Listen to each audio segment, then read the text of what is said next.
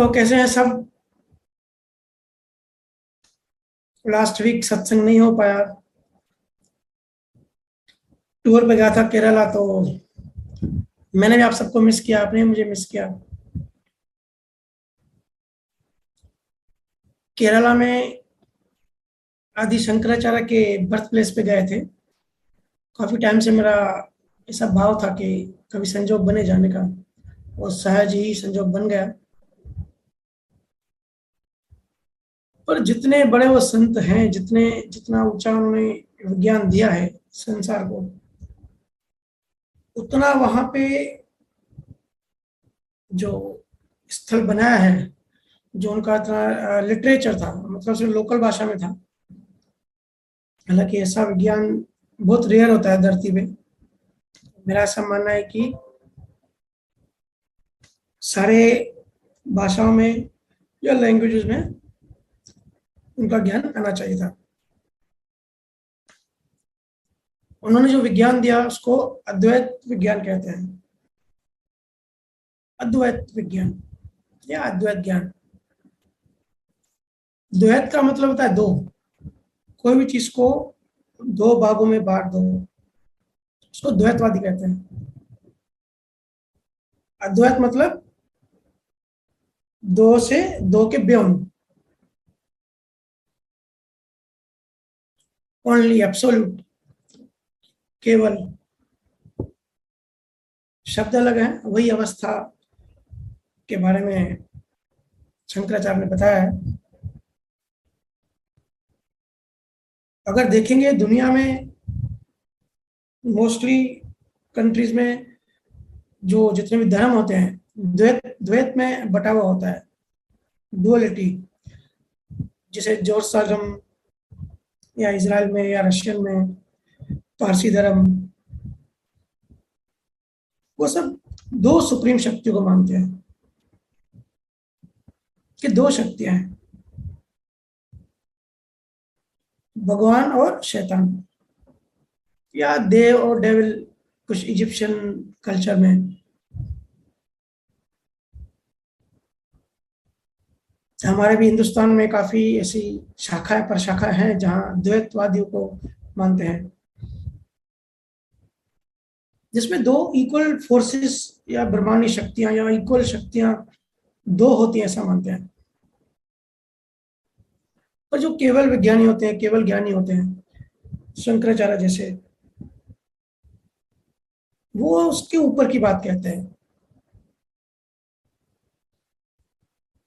कबीर साहब ने भी इस अवस्था को उन्मनी दशा कहा है।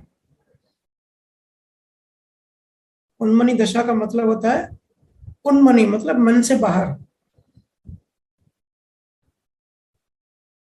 हालांकि वो ऐसी अवस्था होती है, उसको शब्दों में बयान करना बहुत डिफिकल्ट, सबसे बड़ा डिफिकल्ट काम होता है।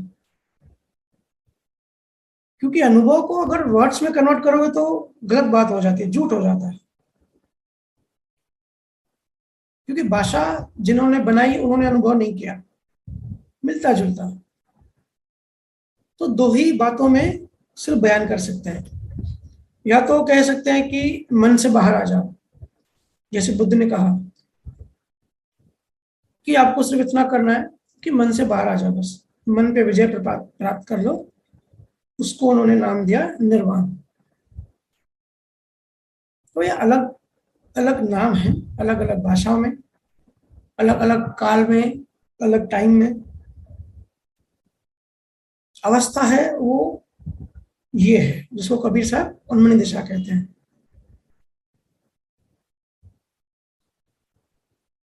और कुछ संत कहते हैं कि आत्मा को पाना है, परमात्मा को पाना है।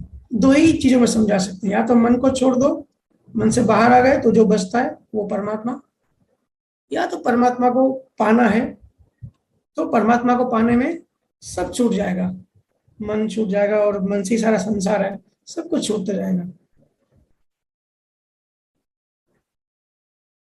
पर ज्ञानियों को अच्छे से समझा नहीं जाता है। शंकराचार्य के ज्ञान को भी अच्छे से नहीं समझा गया। उन्होंने एक शब्द दिया, अथा तो ब्रह्म जिज्ञासा। मतलब ब्रह्म की, आत्मा की जिज्ञासा, प्यास, जिज्ञासा पैदा करो, प्यास पैदा करो। कहां संसार में उलझे हो? असल में सारे केवल, जितने भी केवली संत होते हैं, वो सब उस एक अनुभव, उस एक अवस्था, वहां तक कैसे पहुंचे उसका मार्ग बताते हैं। हो सकता है मार्ग अलग हो, मार्ग अनेक हो, पर पहुंचाते वही एक, जो ये अवस्था है जिसकी मैं चर्चा कर रहा हूं। उनका मकसद ये होता है कि किसी भी तरह से मन से छूट जाए और उस अवस्था में जीव पहुंच जाए। सब संतों का जो हेतु होता है, जो मकसद होता है, यही होता है, पर्पस।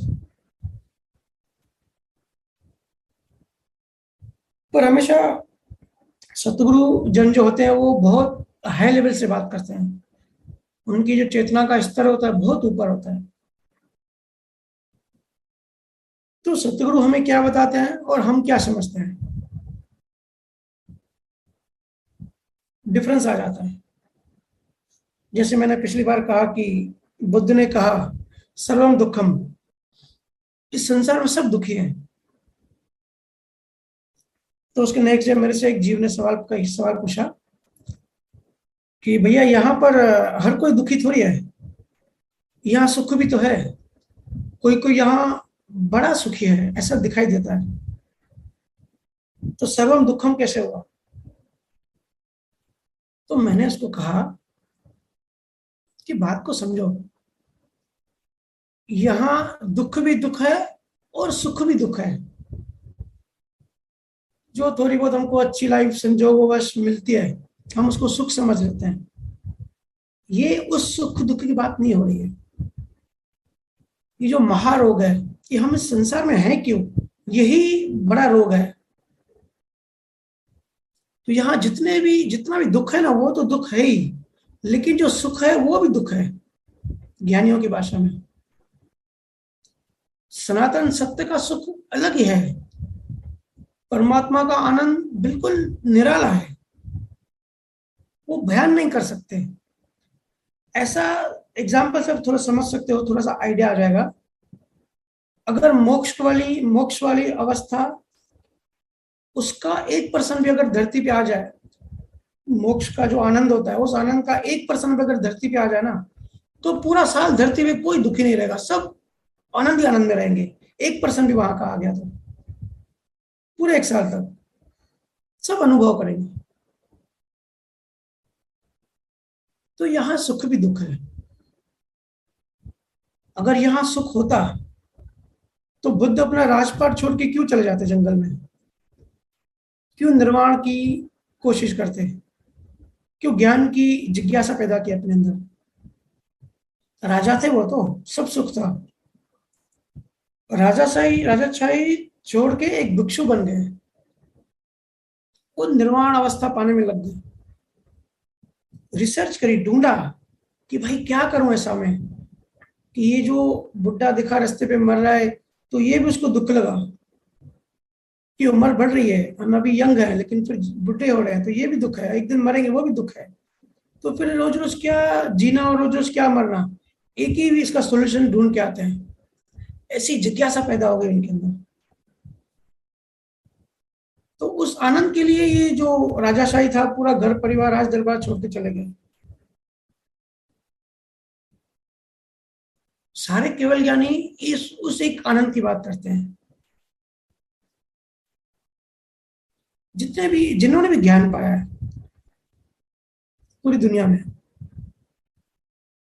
बहुत सतगुरु तो आते हैं और चले जाते हैं, पता ही नहीं पड़ता। और आज जितना मीडिया वास्ट है, पहले कभी नहीं था। तो पता नहीं कितने केवल ज्ञानी आए और चले गए, कुछ लोकल लोगों को ज्ञान देकर। हमको उन संतों के बारे में हो सकता है नॉलेज नहीं हो, उनकी भाषा अलग होगी, उनके वर्ड्स अलग होंगे, उनका तरीका अलग होगा, वो हम समझ नहीं पाते और अज्ञान में रहते हैं। क्योंकि उनकी चेतना का स्तर बहुत हाई होता है, हम बहुत लो होते हैं, तो उतना हेवी ज्ञान डाइजेस्ट नहीं कर पाते। इसके लिए ज्ञान में होते हुए हम अज्ञान में रहते हैं। और यहाँ लोग डरे हुए हैं। डर मतलब अज्ञान, मतलब माया। और बड़ी बात, स्पिरिचुअलिज्म में भी डरे हुए हैं। मुझे एक आदमी ने कहा कि आपका सत्संग बड़ा लाजवाब होता है, बड़ा लॉजिकल और साइंटिफिक होता है, मुझे पर्सनली बहुत पसंद है। तो बोले मुझे इतनी इच्छा है कि मैं अपने जो जिस पंथ को फॉलो करते हैं, बोले मैं अपने पंथ वालों से शेयर करूं, शेयर करना चाहता हूं, लेकिन डर लगता है फिर वो मुझे निकाल देंगे उस पंथ से। मैंने बोला डर लगता है? एक साइड आप कह रहे हो कि ज्ञान वाला पंथ है, और दूसरे साइड आपको डर लगता है। ज्ञान में भी डर लगता है क्या? अगर आप मोक्ष की भक्ति कर रहे हो और आपको किसी भी चीज से डर लगता है और आप डर रहे हो, इसका मतलब आप मुक्त नहीं हो, आप बंधे हुए हो। इस बात को ध्यान से समझना। एक बात पक्की है, जहां आप हो वहां बंधन है, वहां मोक्ष नहीं है, आप मुक्त नहीं हो। क्योंकि ये सब हम स्पिरिचुअलिज्म में क्यों आते हैं? वैसे ही संसार से परेशान होते हैं, हजारों तरह के बंधन होते हैं। तो एक राह खोजते हैं कि जहां मुक्ति, हम ज्ञान को समझ पाए और ज्ञान के द्वारा मुक्त हो पाए। असली बात मुक्ति क्या है? मोक्ष और मुक्ति बिल्कुल आसपास होते हैं। तो अभी हम जिस सिचुएशन में हैं, हमको मुक्त होना है। और ऐसा नहीं है कि आज हमने चलो ज्ञान अप्लाई कर दिया और कल हम मुक्त हो गए। धीरे धीरे बंधन टूटते हैं। मोक्ष क्या है? मुक्तापन का जो भान है वो मोक्ष है।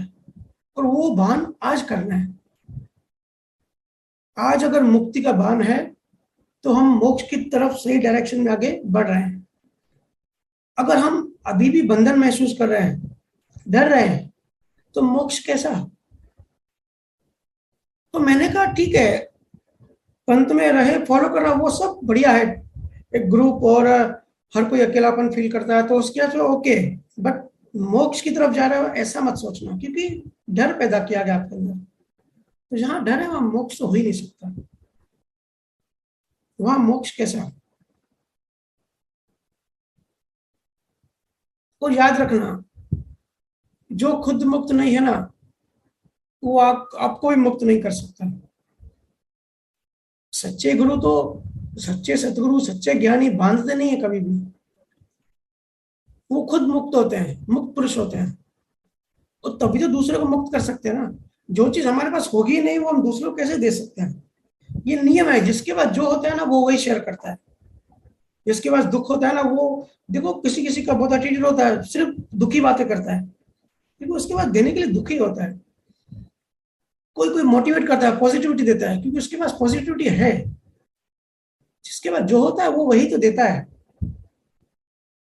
तो जो खुद मुक्त होता है वही दूसरे को मुक्त कर सकता है। लेकिन हम लोग सतगुरु को समझ नहीं सकते, समझ नहीं पाते।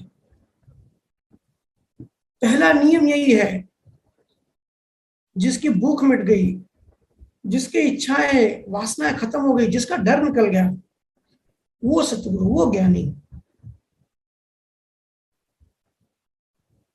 जो बांध के बैठा है, जो बंधन में खुद भी है और शिष्य को भी बांधे, कि दूसरे का सत्संग शेयर करने से भी डरे, तो ये तो नया बंधन हो गया। सतगुरु ऐसे नहीं होते। सतगुरु तो मोक्ष मार्ग के जीपीएस सिस्टम होता है। सतगुरु कभी भी किसी को बांध के नहीं रखता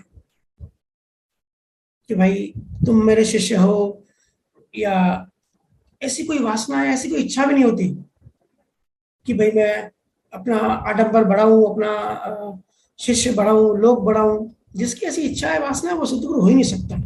पहली कंडीशन यही होती है, जब डेवलप होता है कोई, तो इच्छाएं खत्म होती है।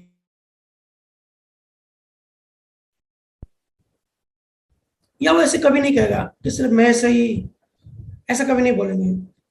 वो कहेंगे चर्चा करो सब जगह, सब जगह जाओ, ओपन माइंड, ब्रॉड माइंड बनो, सबसे खुल के रहो और एक चर्चा करो। संसारी चर्चा जितना हो सके अवॉइड करो, ज्ञान चर्चा करो। वो भी एक दूसरे को राग द्वेष करके नहीं, नीचा दिखाने के लिए नहीं, एक प्रेम पूर्वक कि कोई नई चीज का हो सकता है बीज खुल जाए, कोई नई चीज समझने सीखने को मिल जाए। जैन धर्म में इसको स्यादवाद कहते हैं।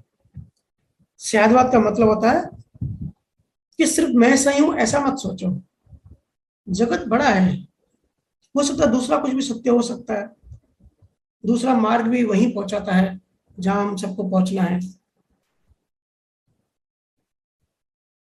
सतगुरु की बड़ी महिमा होती है, बड़ा रेयर होता है। सतगुरु पक्षवादी नहीं होते।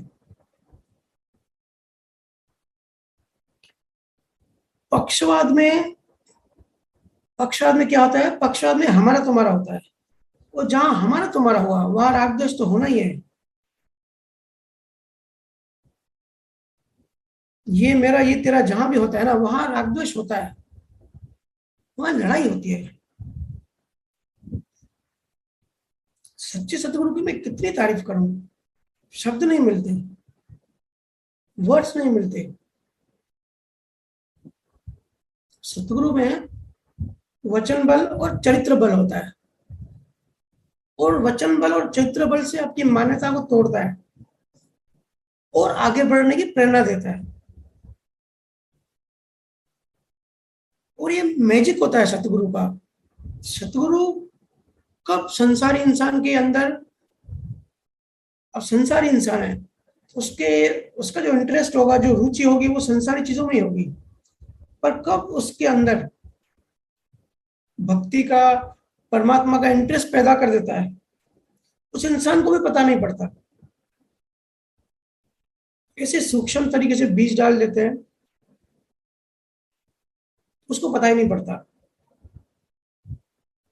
क्योंकि संसार का नियम ऐसे है, चेन सिस्टम ऐसा है, जब तक बीज नहीं पड़ेगा तो वो उससे बाहर नहीं आएगा।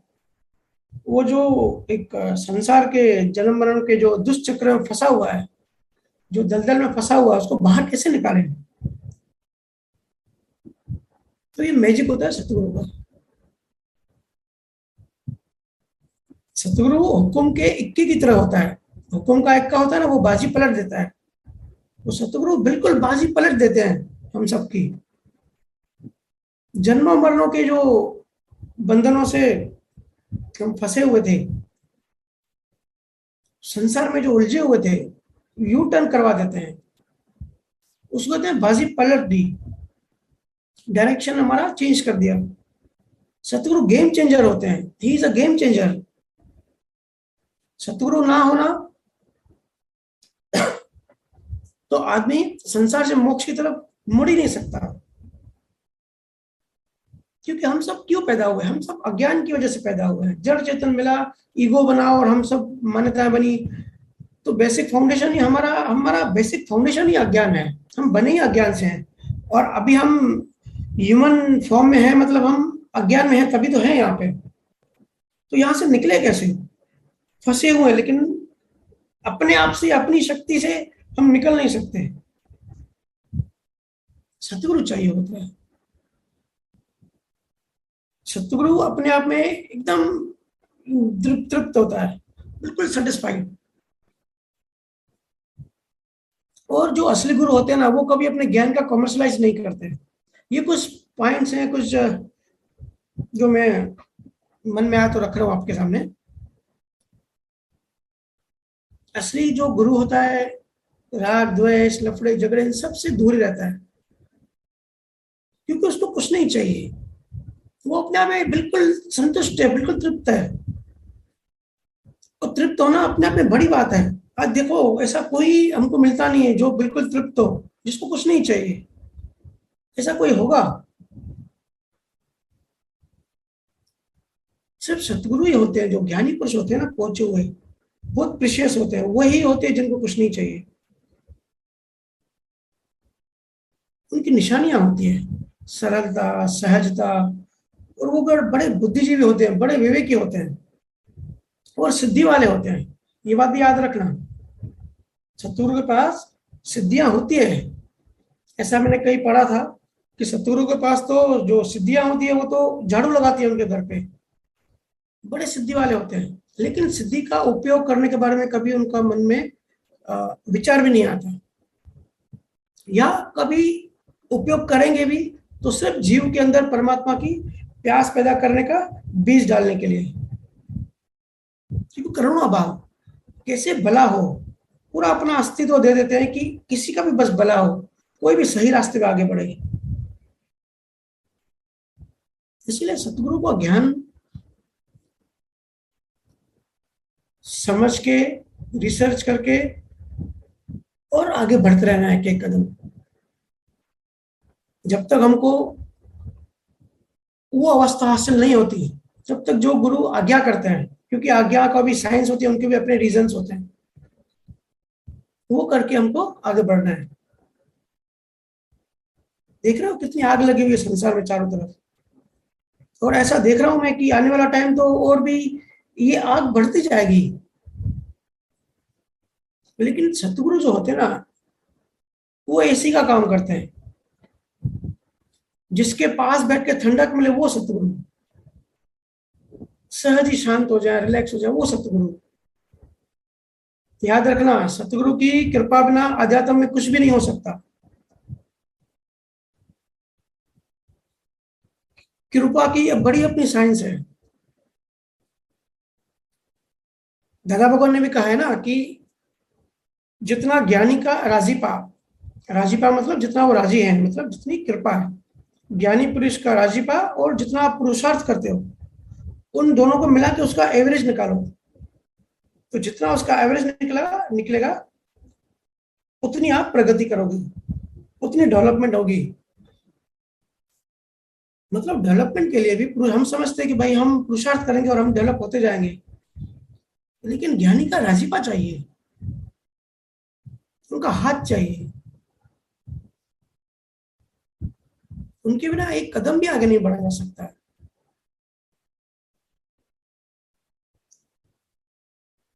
सतगुरु वही जो मोह से मुक्त करे। जो दुकान कैसे चलेगी ऐसे बता रहा है तो वो सतगुरु नहीं है। दुकान मतलब संसारी दुकान, जो संसारी चीजें होती है ना, वो सतगुरु संसारी गुरु होते हैं। सतगुरु तो सिर्फ मोक्ष और मुक्ति कैसे मिले उसकी बात करेंगे, ये उनका धंधा है, मोक्ष का ज्ञान देना। मैं सुखराम जी महाराज की कुछ साखियां ढूंढ रहा था जो मुझे बहुत अच्छी लगती है, लेकिन मिल नहीं रही थी, और एक दूसरी साखी मिल गई, तो पढ़ के बहुत अच्छा लग रहा था कि कितने प्यारे और कितना कॉन्फिडेंस है, क्या अनुभवी पुरुष कितना मस्त बोलते हैं, 4-5 लाइन में पूरा ज्ञान दे देते हैं। क्या कहते हैं, मैं व्यापारी ज्ञान का बिणज नहीं कोय, तुम चाहो मोककू तो ज्ञान बिणज जो लोए, ज्ञान बिणज लो जोए कसर राखो मत कोई, जो चाहो सो ही ज्ञान आन बिणज मुझ भाई। आगे सुनना, सुखराम ऐसा देवल है कोई लेवन हार, अमर लोक ले जाऊं सू जा में फेर न सार। कितना कॉन्फिडेंस है, सुखराम ऐसा देवल है कोई लेवन हार, कि सुखराम देना चाह रहा है लेकिन कोई लेने वाला है कोई लेवन हार। अमर लोक ले जाऊं सू जा में फेर न सार, अमर लोक ले जाऊंगा मतलब मोक्ष का ज्ञान दूंगा, और ये पक्की बात है, इसमें कोई भी फेरफार नहीं है, कोई भी इसका अलग सार नहीं है। कितना कॉन्फिडेंस है। महाराज जी कह रहे हैं कि मैं ज्ञान का व्यापारी हूं, इसके अलावा मेरा और कोई काम नहीं है। अगर आपको मोक्ष चाहिए, तुम चाहो मोक्ष को तो ज्ञान बिना लो जोए, मोक्ष चाहिए तो मैं आपको ज्ञान दूं, ज्ञान बिना जो लोए कसर राखो मत कोई। महाराज जी कह रहे हैं कोई भी कसर मत रखना, जितने भी शंका है मन में, जो भी दुविधा है, जितने भी सवाल है, सब पूछना, एक भी कसर मत छोड़ना। क्या प्यारे शब्द हैं। जो चाहो सो ही ज्ञान, आण बुझो मुझ भाई। जो भी जिस भी सब्जेक्ट का आप में कंफ्यूजन हो, शंकाएं हो, मेरे पास आना, मैं आपको ज्ञान दूंगा। स्पेशली जो लास्ट की दो लाइन है मुझे बहुत प्यारी लगी। सुखराम ऐसा देवल है कोई लेवनहार। सुखराम जी महाराज कहते हैं मैं ऐसा देने वाला हूं, पर लेने वाला है कोई सच्चा ज्ञान। क्योंकि लोग संसारी हैं, लोगों को मोक्ष चाहिए ही नहीं, संसारी ज्ञान चाहिए।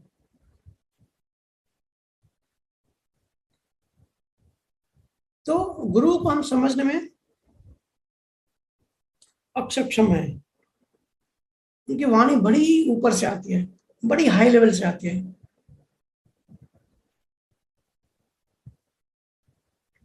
है ना। और महाराज जी या कोई भी सतगुरु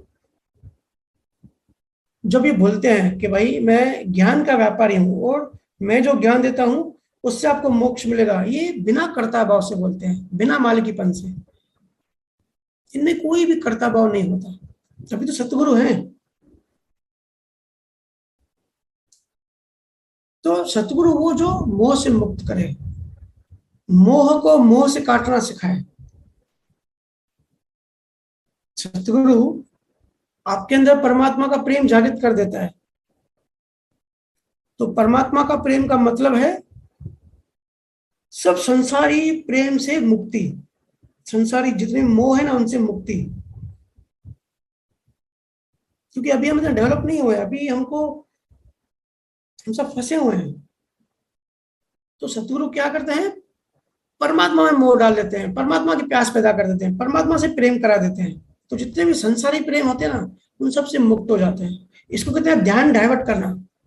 इसका अगर सार निकालेंगे ना, कि हमारा जहां मोह होता है, हम जहां उलझे होते हैं, जहां प्रेम होता है, जहां आसक्ति होती है, हमारा ध्यान वहीं होता है। और सतगुरु को पता है कि भाई ध्यान की साइंस क्या है और ध्यान को कैसे डाइवर्ट करना है, तो वो ध्यान को डाइवर्ट कर देते हैं।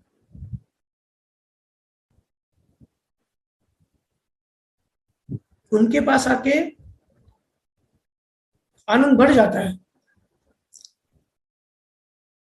डेवलपमेंट की कसौटी क्या है, डेवलपमेंट की यही तो कसौटी है ना, कि परमानंद बढ़ा या नहीं, मुक्त हुए या नहीं, मुक्त हैं या बंधे हुए हैं, डर चिंता ये सब निकल रहे हैं कि नहीं निकल रहे हैं। क्योंकि वाइस वर्षा है, ईगो में होंगे, चिंता करेंगे, कर्ता भाव में होंगे, अज्ञान में होंगे, तो आनंद में नहीं जी सकते। और अगर आनंद में हैं, मुक्त होते जा रहे, जितना परसेंटेज में मुक्त होंगे उतना परसेंटेज में आनंद फील करेंगे। तो जितना सतगुरु द्वारा मुक्त होते जाते हैं उतना आनंद बढ़ते जाता है। क्योंकि हम सब उलझे हैं क्लेशों में, लड़ाइयों में। कभी 8 घंटा रात को बैठ के ऑब्जर्व करना, मोबाइल रख के, टीवी बंद करके, कि भाई सुबह से क्या किया है, मेरे मन ने क्या किया है, शरीर ने क्या किया वो मत देखना, मन ने क्या किया है। किसने कुछ बोल दिया तो फिर कितने घंटे अंदर हम लोग उसको गालियां देते रहे। ज्ञानी वही जो क्लेशी ना हो। क्लेश जो है ना, क्लेश भयंकर रोग है। जितने भी हम लोग क्लैश करते हैं ना, क्लैश के जो भाव बनाते हैं उससे जानवर गति मिलती है, 2 पैर से 4 पैर में जाते हैं। क्योंकि क्या होता है, इंटेंसिटी हमारी बढ़ती जाती है क्लैशों में। तो इंटेंसिटी जब बढ़ जाती है तो हिंसक हो जाते हैं हम, हिंसा के भाव बनने लगते हैं। तो हिंसा मतलब क्या, जानवर देखते हो, इतनी जानवरों में इतनी शक्ति की होती है, जानवर मतलब हिंसक। तो ये हम बीज डाल देते हैं, कुदरत को हम मैसेज देते हैं कि भाई हम हिंसक हैं, तो कुदरत बोलती है ठीक है भाई आ जाओ, आप अगर हिंसक हो तो लो जो आपको चाहिए। मैंने कहा ना, आप कुदरत से जो मांगो कुदरत वही देगी। तो हम कुदरत से हिंसा वाला शरीर मांगते हैं, तो नेक्स्ट जन्म में जो हमको शरीर मिलता है वो मिलता है हिंसा वाला, मतलब जानवर गति। सतगुरु की जितनी भक्ति करे उतनी कम है, जितनी महिमा करे उतनी कम है। पर यह भी याद रखना, सतगुरु की भक्ति तब तक करनी है जब तक आत्मा नहीं मिल जाती, वो अवस्था नहीं हो जाती। आत्मा मिलने के बाद खुद की आत्मा की भक्ति करनी है। और जब तक संपूर्ण आत्मा का ज्ञान नहीं होता तब तक सतगुरु की आत्मा की भक्ति करनी है।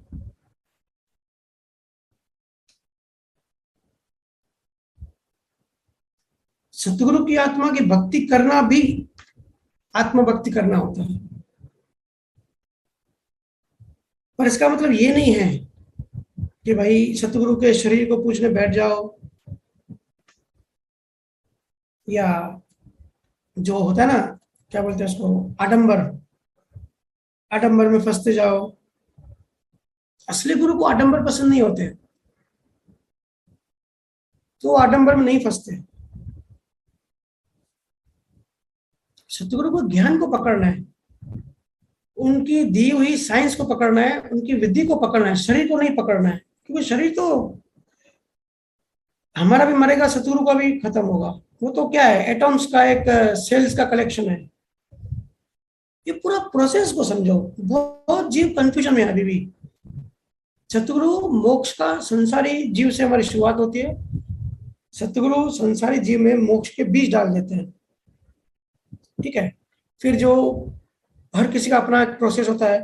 आपका जो प्रोसेस है कि भाई सतगुरु शब्द देता है, फिर एक एक स्थान करके दशमदार हो जाता है। उसके बाद अंदर वाले ध्वनि गुरु से उसको पकड़ा देते हैं, फिर बाहर वाले गुरु का काम खत्म होता है। अंदर वाले गुरु आगे की यात्रा करवाते हैं ध्वनि की सहायता से। ध्वनि की सहायता से आप अपने अंदर जाते हो, अपनी आत्मा के करीब जाते हो। ध्वनि जड़ और चेतन जो है, जिसका मिक्सचर है, उसमें से जड़ को खत्म करती जाती है। वो जितना जड़ खत्म होता जाएगा उतना चेतन बढ़ता जाएगा। और जब संपूर्ण जड़ खत्म हो जाएगा तो क्या बचेगा, संपूर्ण चेतन। सिर्फ चेतना, सिर्फ अवेयरनेस, सिर्फ वो बचता है। तो उस अवस्था को कहते हैं शून्य, एब्सोल्यूट, निर्वाण, केवल ज्ञान। शब्द कुछ भी दे दो, मैं कहता हूँ ना, शब्दों में मत उलझो। और बहुत जगह पे लोग ऐसे बना लेते धारणा कि भाई वो तो निर्वाण तो अलग चीज है और वो अलग चीज है। अलग चीज नहीं होती भाई, शब्दों का खेल है। अलग चीजें कैसे हो सकती है? समुंदर एक ही है, कहीं से भी चखो। होता है ना, बहुत सारे पंथ वाले मानते हैं कि भाई हम जो फॉलो करते हैं ना उसमें तो मोक्ष है, उसको मोक्ष कहते हैं। लेकिन जो दूसरा धर्म है उनका कोई अलग शब्द है, तो उनको मोक्ष नहीं है, वो तो माया में है। जनरली जो टॉक करते हैं हम, तो ये सबसे बड़ी अज्ञानता है। ये मतलब ऐसा है कि भाई हमने जापान देखा नहीं और हम कहते हैं कि जापान दुनिया में है ही नहीं। इसके लिए सब जगह से रिसर्च करनी चाहिए, उसका सार निकालना चाहिए, और जो काम की चीज है वो उठानी चाहिए। और साथ में ध्यान, जो कि ये तो सब बाहर से काम हो गए, ये तो सब बुद्धि से आप करोगे। पर असली काम कहाँ होता है? असली काम ध्यान में होता है। ध्यान का मतलब क्या है? ध्यान का मतलब है कि आप अपनी जो आत्मा है, पूरे आपकी एनर्जी बाहर बह रही है, संसार में ध्यान है आपका। जो बाहर की इंद्रिय है ना, वो तो संसार में है ही, लेकिन जो अंदर का, जो इसको चार्ज वाला पार्ट बोलते हैं, जीवात्मा कहते हैं, वो जीवात्मा भी साथ में बाहर बह रही है। तो जीवात्मा को कनेक्ट करके वापस पीछे मोड़ना है। और आत्मा, जब हम आंखें बंद करके बैठते हैं, ध्वनि सुनते हैं, तब हम एक्चुअली में शुद्ध आत्मा के करीब जाते रहते हैं। इसके लिए ध्यान। आपको पता है, एक रिसर्च चल रही है, उसके अनुसार जिसे ध्यानियों का ब्रेन होता है ना, सेम वैसा ब्रेन अल्बर्ट आइंस्टीन का था। मुझे पता नहीं आप लोगों को पता है कि नहीं, अल्बर्ट आइंस्टीन का ब्रेन अभी भी अमेरिका में म्यूजियम में है, और उसके मरने के बाद 1 साल तक तो उसके ब्रेन की रिसर्च की गई कि भाई इतना इंटेलिजेंट आदमी कैसे हो सकता है कोई। तो उसकी जो ब्रेन की रिसर्च करी और जो साधुओं के जो ब्रेन की जो ध्यान करते हैं उनकी रिसर्च करी, तो वो सेम पाया गया, वैसा ही ब्रेन। मतलब अल्बर्ट आइंस्टीन एक साधु था, बैठे बैठे इमेजिनेशन करता था कि भाई ब्रह्मांड में ये हो रहा है, यूनिवर्स में हो रहा है, कोई लैब की जरूरत नहीं थी उसको। उसने अपनी कैलकुलेशन से बैठे बैठे इमेजिनेशन में speed of light equal to MC square, theory of relativity, ये सब सिद्धांत दिए। ये बहुत बड़ी बात होती है अगर किसी को फिजिक्स का पता है तो। मतलब कॉस्मिक इंटेलिजेंस या कॉस्मिक के जो रहस्य होते हैं, जो सीक्रेट्स होते हैं, जिसको समझने के लिए हमको ब्रेन चाहिए, वो थोड़ा अलग टाइप का होता है। तो वो कैसे आता है? वो पिछले जन्मों से इस जन्म में डिस्चार्ज में आता है, क्योंकि ज्ञान कैरी फॉरवर्ड होता है। ठीक है, ब्रेन तो मर जाता है, सबकॉन्शियस माइंड साथ में ट्रेवल करता है, सूक्ष्म शरीर आगे के जन्मों में। तो कोई ध्यान करता है तो वो जो अपनी समझ विकसित करके जाता है, अंडरस्टैंडिंग बढ़ा के जाता है, दृष्टि बढ़ा के जाता है, वो नेक्स्ट जन्म में जब शरीर लेगा तो वो ब्रेन जो है थोड़ा अलग टाइप का लेगा। अब मैं साइंस में डिटेल में नहीं जा रहा हूँ कि क्या क्या अलग होता है ब्रेन में, फिर वो ज्यादा हो जाएगा। लेकिन साधुओं का, ध्यानियों का और साइंटिस्टों का ब्रेन एक जैसा है। मतलब पिछले जन्मों में ध्यान किया था लेकिन कमी रह गई, तो इस जन्म में भौतिक साइंस के साइंटिस्ट बन के आए। लेकिन ढूंढते दोनों एक ही चीज है, सत्य। सत्य की खोज। अभी भी जो लोग अच्छे से पुरुषार्थ कर रहे हैं, जिनको रुचि है, जो अपनी समझ बढ़ाने की कोशिश में लगे हैं, अंडरस्टैंडिंग बढ़ा रहे हैं, हो सकता है नेक्स्ट जन्मों में वो साइंटिस्ट, जो उनका फिजिकल बॉडी जो डिस्चार्ज वाला है, डीएनए से बनाएगा, उनकी बॉडी ऐसे बन जाएगी, उसका ब्रेन ऐसे बनेगा कि वो कॉस्मिक चीजों को समझ पाएगा। अब नाम तो हमने डिवाइड किया ना कि ये भौतिक साइंस है और ये स्पिरिचुअल साइंस है, बट बात तो एक ही है ना, चीज तो एक ही होती है, वो तो हम डिवाइड करते हैं अपने सहूलियत के हिसाब से। इसलिए ध्यान जरूरी है। सब सतगुरु का मकसद इतना ही होता है, हमको हमारे अंदर जाना सिखाते हैं कि कैसे जाना है, और अपनी आत्मा का दर्शन कराते हैं। और जितना आत्मा के करीब जाएंगे उतना आपके अंदर सत्य की खुशबू ज्यादा आएगी। होता है ना, बहुत बार हम देखते हैं कि कोई बहुत बड़ा ज्ञानी होता है लेकिन सत्य की खुशबू नहीं आती। ऐसे भाषा में तो हमको लगता है भाई कितना ज्ञानी है, कितना ज्ञान दिया, लेकिन अंदर से फीलिंग हमको अच्छी नहीं आती। अंदर से फीलिंग थोड़ा सा ऐसे होता है कि भाई कुछ गड़बड़ है। तो वो ज्ञान तो उठा के लेके आया, लेकिन आत्मा की जो अलग एक वाइब्रेशन होती है, अलग एक खुशबू होती है, इतना आनंद, इतना ज्ञान, अनंत ज्ञान कहते हैं। तो थोड़ा सा भी नजदीक जाओगे तो आप, हमारे अंदर भी ये सब आ जाता है। और जितना आत्मा के नजदीक जाएंगे परसेंटेज वाइज, उतना परसेंटेज मन कम होता है।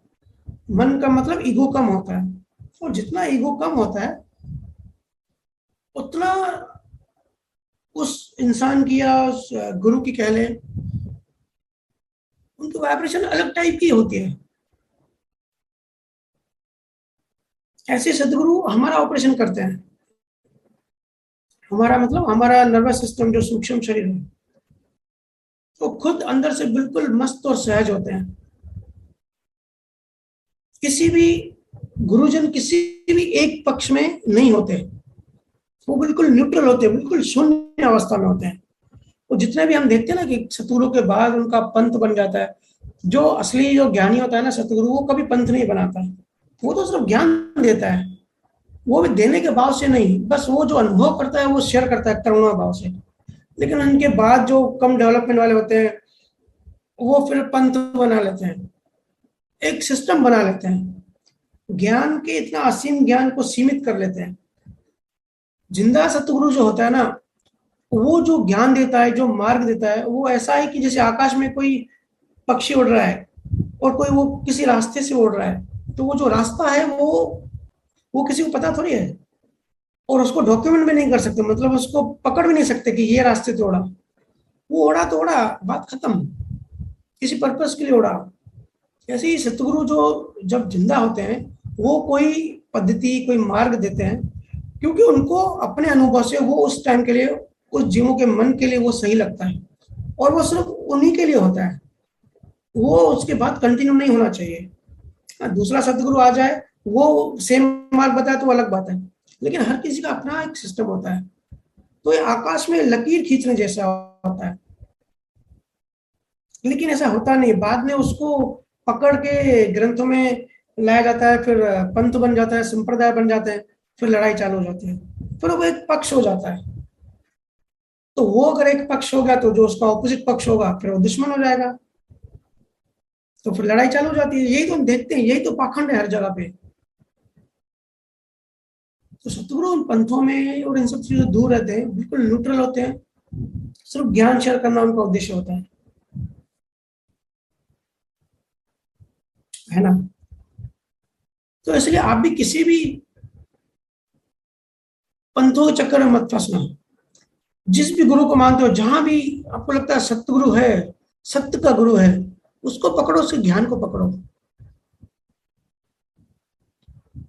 क्योंकि जहां पंथ होते हैं वहां सतगुरु नहीं होते, और जहां सतगुरु होते हैं वहां कोई पंथ नहीं होता। तो इसी के लिए जो जो डराया जा रहा है कि भाई ज्ञान शेयर नहीं करना है, तो ये भी डर है, तो थोड़ा इस पे काम करो। क्योंकि सतगुरु शेर की तरह होता है, शेर जंगल का राजा होता है और मुक्त होता है। शेर जंगल में राजा होता है, लेकिन अगर शेर सर्कस में पकड़ के सर्कस में लाया जाए, उसको ट्रेनिंग दी जाए, तो वो शेर शेर नहीं रहता। तो वैसा ही होता है, जब तक सतगुरु खुद होते हैं ना, तो वो जंगल के शेर की तरह होते हैं, मुक्त होते हैं बिल्कुल। पर उनके जाने के बाद फिर जो पंथ और संप्रदाय बन जाते हैं, वो फिर ट्रेनिंग हो जाती है, और वो सर्कस का शेर टाइप कहा जाएगा। ये है कि सब पक्षों से सार निकालो, R&D करो, ग्रंथों का एसेंस निकालो। जो एसेंस होता है ना, जो सार होता है, जो काम की चीज होती है, अपनी उससे उससे अपनी समझ बढ़ाओ। और वो समझ बढ़ाने से अगर आप मुक्त फील कर रहे हो, तब समझना कि राइट डायरेक्शन है, और मोक्ष की ओर एक एक कदम आगे बढ़ रहे हैं। सतगुरु का ज्ञान कभी बुद्धि में नहीं आता, ये याद रखना। सतगुरु का ज्ञान सीधा अनुभव होता है, सीधा अनुभव में जाता है। हम इधर उधर से ज्ञान उठाते हैं, तो उसको ये करना पड़ता है, उपयोग करना पड़ता है, रिसर्च करना पड़ता है, अप्लाई करना पड़ता है, एनालिसिस करना पड़ता है। सतगुरु जो सच्चा होता है ना, उसका ज्ञान डायरेक्ट अनुभव होगा, वो अलग ही अनुभूति होगी, एक अलग दुनिया महसूस होती है। और ये सिचुएशन ऐसी है, आप दूसरों को नहीं बता सकते बुद्धि से, क्योंकि ये बुद्धि के परे की बातें हैं। बुद्धि क्या है, हमारा हमारे 5 सेंसेस हैं, ठीक है। तो बुद्धि, हर चीज बुद्धि में नहीं जा सकती, बहुत सारी चीजें इवन जितनी बुद्धि में आती हैं, उससे डबल चीजें तो हमारी बुद्धि से बाहर की हैं। उसके लिए जिसको 6th सेंस कहते हैं, वो चीजें सेंस करने की किसी किसी में वो पावर होती है। बट ये जो अनुभव होता है ना, ये आप दूसरों को बुद्धि से नहीं समझा सकते। क्यों नहीं समझा सकते? क्योंकि बुद्धि से परे की बातें हैं। लौकिक, ये जो अलौकिक चीजें होती है ना, सब बुद्धि के परे की बातें हैं। इसलिए डरो नहीं। अगर आपकी इच्छा है, अपने अपने मालिक खुद बनो, सच्चे शिष्य बनो। शिष्य वही जो स्वरूप की इच्छा करे, संसार की नहीं, मोक्ष की इच्छा करे। और सतगुरु इसमें मोटिवेट करते हैं, इसमें प्रेरणा देते हैं। हमारे अंदर इस ढंग से वो इच्छा पैदा करते हैं।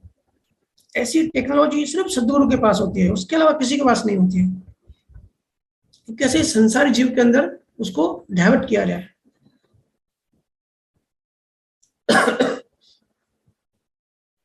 इसलिए तो लड़ाई मत करो। सतगुरु के जैसे हमको भी ऐसी कोशिश करनी चाहिए कि ज्यादातर कोई इच्छा नहीं रखे, किसी आसक्ति में या किसी वासना में नहीं फंसना चाहिए। क्योंकि वासना से बीज पड़ता है। जो भी वासना करेंगे ना, समझो उसका बीज पड़ गया। अगर आपने वासना की कि भाई शाहरुख खान बनना है, तो नेक्स्ट जन्म में शाहरुख खान बन जाओगे। हाँ, वैसी क्वालिफिकेशन अगर है तो हर चीज के लिए क्वालिफिकेशन चाहिए होती है, लेकिन अगर वासना करोगे तो कुदरत वो चीज दे देगी। और वासना का मतलब यही है, वासना से बीज पड़ते हैं, और बीज का मतलब ये होता है कि बीज पड़ गया और उसको डिलीट नहीं किया, तो मरने के बाद कोई ना कोई शरीर मिलेगा। ठीक है ना, कोई भी शरीर मिल सकता है, स्वर्गलोक में या नरकलोक में जो हम कहते हैं ना, तो वो भी कैसे, उसको भोगा कैसे जाता है, वो भोगा जाता है, तो वो उसका भी शरीर मिलता है, एक पर्टिकुलर एक अलग शरीर होता है। उस शरीर से हम वो सुख भोगते हैं। अगर नर्क में है तो वो नर्क भोगते हैं, पशु गति में है तो पशुओं का शरीर मिलता है अलग अलग। जितनी भी कुदरत की प्रकृति की ये क्रिएचर्स हैं, ये सब क्या है। या प्रेत में जाते हैं तो प्रेत योनि क्या होता है, प्रेत दोष कहते हैं इसको। प्रेत योनि का भी शरीर मिलता है, बीज डला मतलब शरीर मिलेगा। और आत्मा की सबसे बड़ी सजा यही होती है कि इतनी विशाल आत्मा, इतनी अनंत आत्मा को छोटे से शरीर में कैद किया जाता है। इसलिए वासनाओं से बचो। वासनाओं से तभी बच सकते हैं जब मन पे फोकस रखेंगे, जब ध्यान रखेंगे कि भाई मन में क्या वृत्तियां चल रही है, काम क्रोध लोभ मोह अहंकार क्या चल रहा है।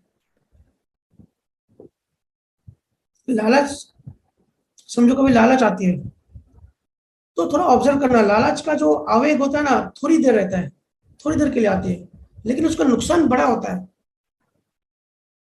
हम क्या बस लालच में देख के पीछे पीछे आ जाते हैं। ये ऐसा है जैसे जंगलों में हाथी को कैसे पकड़ते हैं पता है, इतना बड़ा हाथी है उसको कैसे पकड़ते हैं, गन्ना दिखाकर।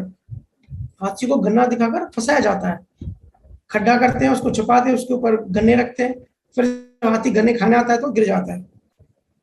तो ऐसा नहीं है कि हाथी फंस रहा है, प्रकृति भी हमको ऐसे गन्ने दिखाकर फंसा रही है बार बार।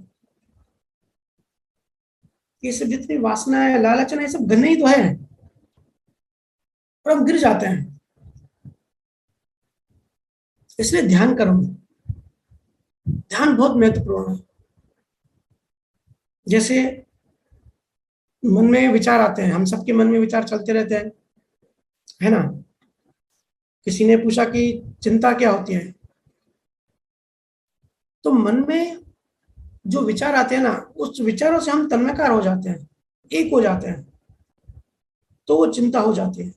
होता विचार है, लेकिन हम जब तन्मयकार हो जाते हैं उस विचार से, जो कि हम होते ही हैं, तो वो विचार चिंता में कन्वर्ट हो जाता है।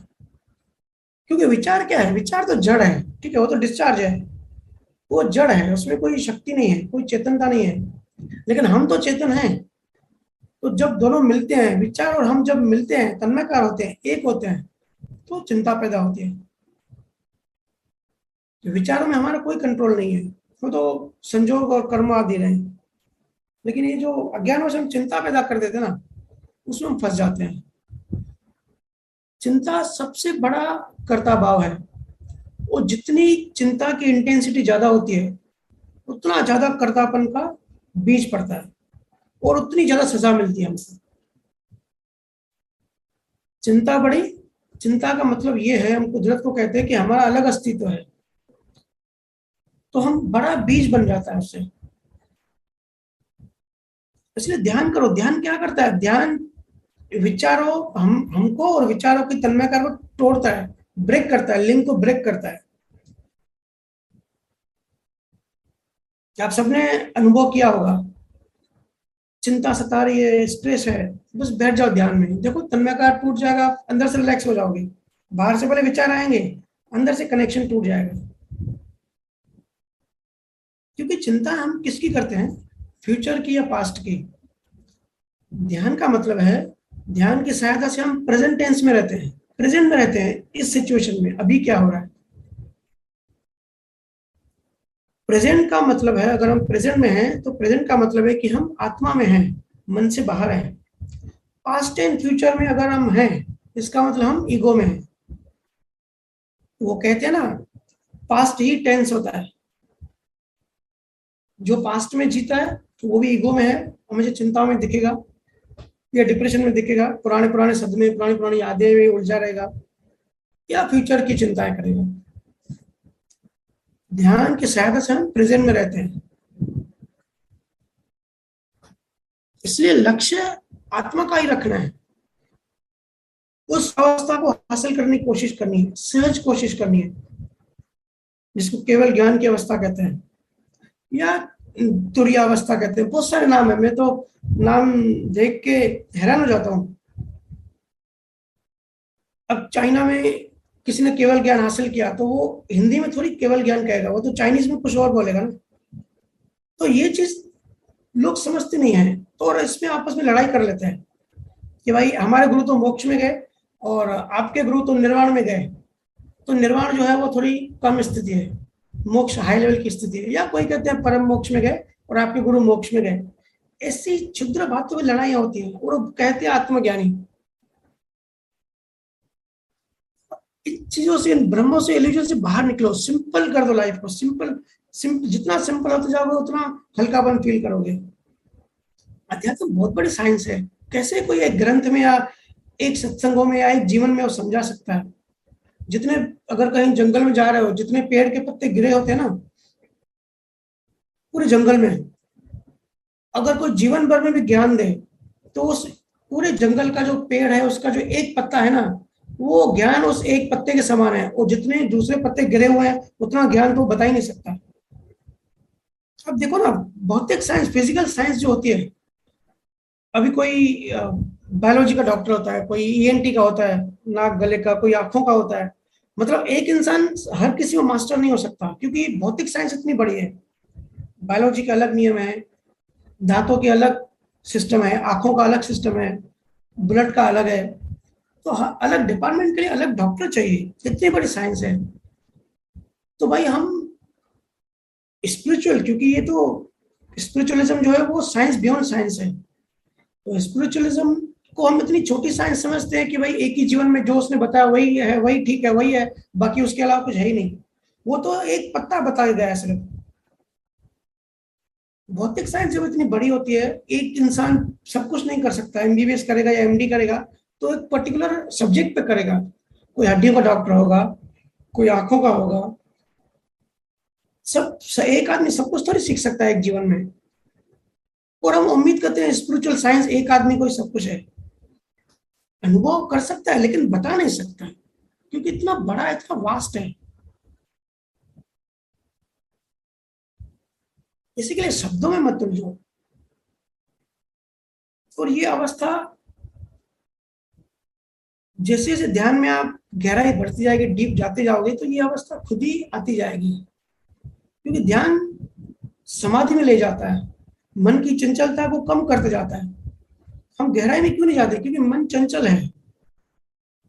समुद्र में देखा है ना, बहुत ज्यादा लहरें चलती है, तो हमको एक्चुअल समुद्र दिखाई नहीं पड़ता, हमको सिर्फ लहरें दिखाई देती है ऊपर ऊपर। और समुद्र का मतलब उसकी गहराई।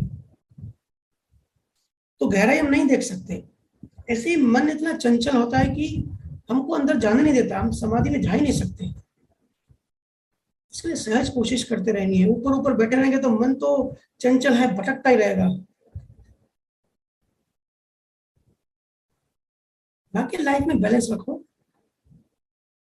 लाइफ में संजोगों में भी दुखी मत हो, संजोगों को भी एंजॉय करो। कैसे भी संजोग हो, भारी संजोग हो या अच्छे संजोग हो, दुखों को भी एंजॉय करो।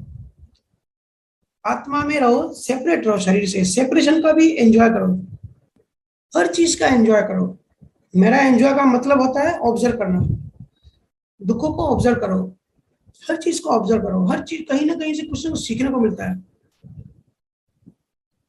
रिसर्च करो, संजोग कैसे काम करते हैं, कैसे तत्वों से मिलकर कुदरत एक टेक्नोलॉजी बनाती है और सिस्टम बनाती है और वो घटना घट जाती है। मैंने अभी काफी सारे जीवों को कहा है कि नेशनल ज्योग्राफिक पे एक प्रोग्राम आता है एयर क्रैश इन्वेस्टिगेशन, वो मेरा फेवरेट प्रोग्राम है। वो देखो, जब वो देखोगे ना तब पता पड़ेगा कि जब प्लेन कोई क्रैश होता है तो इम्पॉसिबल संजोग, जब बहुत सारे इम्पॉसिबल संजोग एक साथ होते हैं तभी प्लेन क्रैश होता है। नहीं तो प्लेन क्रैश हो ही नहीं सकता, इतना सिक्योर बनाया जाता है, इतना सिस्टम बनाया जाता है, इतना बैकअप होता है। लेकिन कर्मों का लेखा देखा, संजोग, ये जो कॉस्मिक इंटेलिजेंस होती है ना, कैसे काम करती है बारीकी से। ये प्रोग्राम जब देखोगे ना थोड़ा थोड़ा, अगर उस तरीके से देखोगे तो ऑब्जर्वेशन के हिसाब से तो समझ में आएगा। 10 कम से कम बहुत सारी चीजें एक साथ हो जाती हैं। वो जो इन्वेस्टिगेशन करते हैं वो भी हैरान हो जाते हैं कि ऐसा कैसे हो सकता है, एक साथ इतनी सारी चीजें जो हो ही नहीं सकती एक साथ। चलो एक प्लेन में एक खराबी आई, दूसरे में दूसरी खराबी आई, वो हो सकता है, एक ही में एक सारी चीजें कैसे बिगड़ गई। जब इसे ध्यान से बारीकी से ऑब्जर्व करेंगे ना, तब सिस्टम समझ में आएगा, तब बुद्धि जो हमारी जो समझ है वो बढ़ती जाएगी, जिसको प्रज्ञा कहते हैं। प्रज्ञा में अंडरस्टैंडिंग बढ़ती जाएगी। जिंदगी जीने का ढंग सीखो। लोगों को जिंदगी जीने का ढंग नहीं आता, किसी ने थोड़ा छेड़ दिया, ट्रिगर कर दिया, बस फट जाते हैं। किसी ने गुस्सा दिला दिया, एकदम गुस्सा आ जाते हैं अंदर बाहर से। तो किसी ने गुस्सा दिलाया और आप गुस्से में आ गए, इसका मतलब आपका मालिक वो है, आपका मालिक वो बन गया सामने वाला, आपका रिमोट कंट्रोल उसके हाथ में है, बटन दबाया आप गुस्से में आ गए। तो उस टाइम होश में लेके अगर ऑब्जर्व करेंगे तो समझ में आएगा। और समझ, जिस चीज को हम समझ लेते हैं उस चीज से हम बाहर आ जाते हैं। तो नेक्स्ट टाइम अगर कोई ट्रिगर करेगा ना, तो हो सकता है बाहर से तो आप गुस्से में आ जाओ क्योंकि संजोग होगा, लेकिन अंदर से आप हंसोगे। बाहर से गुस्सा और अंदर में हंसी, दोनों चीज एक साथ घटती है पैरेलल। लेकिन ये तभी समझी जा सकती है जब तक हम सेपरेट ना हो। अदरवाइज देखो, सबको ऐसा लगता है संसार बहुत डिफिकल्ट है, और डिफिकल्ट है इसलिए संसारी इच्छा पैदा होती है। जैसे किसी को लगता है यार पैसा कमाना बहुत डिफिकल्ट है और पैसे वाले लोग सुखी रहते हैं, हम दुखी हैं, तो उसकी इच्छा क्या होगी? उसकी इच्छा होगी पैसा कमाओ, पैसा कमाओ। उसका दिमाग वहीं दौड़ेगा, वासना वहीं बनेगी उसकी, और उसके जीवन का टारगेट वही बन जाएगा, बस पैसा कमाओ। इतना बड़ा जीवन, इतना प्रीशियस, अनमोल, पता नहीं कितने सालों बाद है, फिर कितने सालों बाद यहाँ वापस आएंगे, और कहाँ हमने अपनी पूरी एनर्जी लगा दी, कहाँ इन्वेस्ट कर दी? पैसा कमाने में। इसी के लिए सतगुरु की महिमा है। गुरु ऐसी इच्छाओं को मोड़ देते हैं, क्योंकि संसार दिखता है तो संसार नेचुरल है, जो दिखता है हम उसी में विश्वास करते हैं, वही इच्छा पैदा करेंगे। हमको संसार दिखता है तो संसार इच्छा पैदा होती है। लेकिन गुरु का कार्य देखो, गुरु ऐसी इच्छा पैदा करवाता है जो दिखती नहीं है, जिसका अनुभव नहीं है। ये बहुत बड़ा टास्क है। आत्मा का बीज, मोक्ष का बीज, मोक्ष दिखता ही नहीं किसी को, आत्मा दिखती नहीं है, लेकिन फिर भी गुरु ही कर लेता है। क्योंकि जो चीज हमारे सामने होती है हमको वही चीज दिखती है। जैसे चांद को देखोगे ना, चांद बहुत छोटा है सूर्य से, लेकिन हमसे कितना दूर है? 5 लाख किलोमीटर। पूरे सोलर सिस्टम का राजा कहते हैं सूर्य को। तो सूर्य कितना बड़ा है, कितना दूर है हमसे? 15 करोड़ किलोमीटर। कहाँ 5 लाख और कहाँ 15 करोड़। और सूर्य की रोशनी, वेदों में सूर्य को आत्मा समान कहा है और चांद को मन समान कहा है। ज्योतिष में भी मन का राजा चांद को कहते हैं। फिर भी हमको इतनी वैल्यू क्यों नहीं होती सूर्य की? क्योंकि हमको मन ही दिखता है, क्योंकि मन पास में है। जैसे चांद हमारे पास है ना, है छोटा लेकिन पास में है, तो हमारा फोकस वही है। सूर्य है बड़ा, उसकी बड़ी महिमा है, लेकिन बहुत दूर है। जैसे आत्मा पाना है, लेकिन आत्मा हमको दूर मालूम पड़ती है, तो आत्मा में जाने की इच्छा ही पैदा नहीं होती, क्योंकि दिखता ही नहीं है वो सब। और दिखता क्या है? संसार, कंपटीशन, धंधा, बिजनेस। अरे उसने नया फ्लैट लिया, अब मैं भी नया बुक करता हूँ, मैं भी नया बंगलो बनाता हूँ। उसने ये कार ली, अभी नेक्स्ट ईयर मैं उससे बड़ी कार लूंगा, क्योंकि दिखता है। जो दिखता है उसी की वासना पैदा होती है। इसी के लिए गुरु की महिमा है। दुखों से भागो मत, दुखों से जागो। गुरु, सतगुरु आपके अंदर शब्द रूपी हमेशा ही मौजूद है। फिजिक्स का एक नियम है, फिजिक्स में कभी भी एक साथ दो चीजें, एक साथ एक चीज दो जगह प्रेजेंट नहीं हो सकती। ये फिजिक्स का नियम है, क्योंकि मास होता है, अंदर एनर्जी होती है, बाहर मास होता है, और ये न्यूटन का भी लॉ है। कोई भी एक चीज दो जगह प्रेजेंट नहीं हो सकती अगर दोनों में मास है तो। पर अल्बर्ट आइंस्टीन की क्वांटम फिजिक्स अगर देखेंगे, जो उसने अभी भी 1930 में डेवलप करी, कि एक चीज एक साथ दो जगह प्रेजेंट हो सकती है, और वो भी बिना फिजिक्स के नियम को तोड़े हुए। ये ऐसी बात है मैं आपको समझा नहीं सकता क्योंकि बहुत डीप साइंस है। लेकिन सतगुरुओं के पास सारा, सतगुरु भले बाहर की साइंस के लिए एक डिपार्टमेंट के लिए एक डॉक्टर चाहिए, अलग डिपार्टमेंट के लिए अलग चाहिए, लेकिन सतगुरु ऐसे होते हैं पूरी स्पिरिचुअल साइंस उनको अनुभव होती है, बता नहीं पाते, वो बात अलग होती है, संजोग वैसे चाहिए,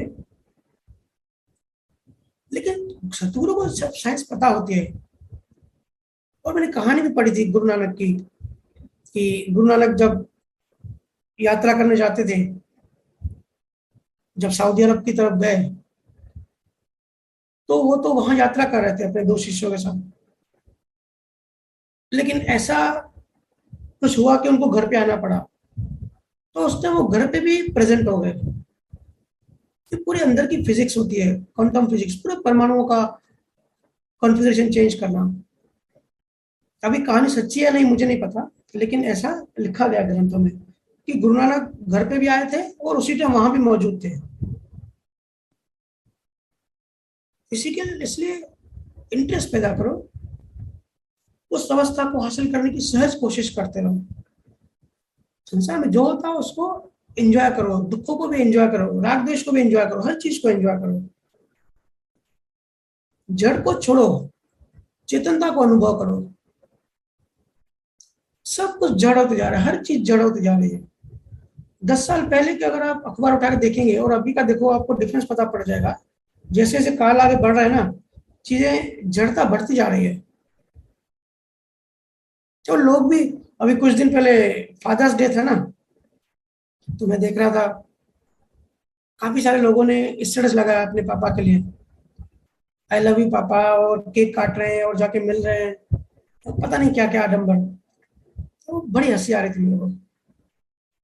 मतलब प्रेम करने का भी एक दिन फिक्स कर लिया है। इमोशंस का भी कोई दिन होता है का, इमोशन भी फिक्स होते हैं कि इस दिन पे इस टाइम पे ही करना चाहिए। ये सब क्या है, ये सब मैकेनिकल है कि भाई वो डे है तो चलो थोड़ा प्यार करके आते हैं, फिर 364 डेज उनसे दूर रहेंगे, फिर रेस्पेक्ट नहीं करेंगे। इन चीजों का भी कोई डे होता है क्या? ये जो ये सब डे आते हैं ना, मेरे को बड़ी हंसी आती है। कभी कभी तो मेरा लड़का रोनी वो मेरे मोबाइल में इसे रख देता है स्टेटस, ये वो बता नहीं पापा, अच्छा नहीं लगता। लेकिन बहुत अजीब है, ये सब क्या है, सब मैकेनिकल, सब मैकेनिकल होते जा रहे हैं। इमोशन मतलब एनर्जी, एनर्जी कभी फिक्स नहीं होती, एनर्जी का नियम होता है, या ऊपर जाएगी नीचे जाएगी, या 11 डायमेंशन में जाएगी। इसके लिए मस्त बनो, बच्चों की तरह बनो, हंसते रहो। ये भी याद रखना, जिसके अंदर राग द्वेष भरा होता है ना, वो हंस नहीं सकता। हंस नहीं सकता मतलब वो, उसकी हंसी पेट से नहीं आएगी, जोर जोर से नहीं हंस सकता, वो गले तक हंसेगा, उसकी हंसी पेट से नहीं आएगी, क्योंकि राग द्वेष का अंदर बोझ है, वो बच्चे की तरह नहीं हंस सकता।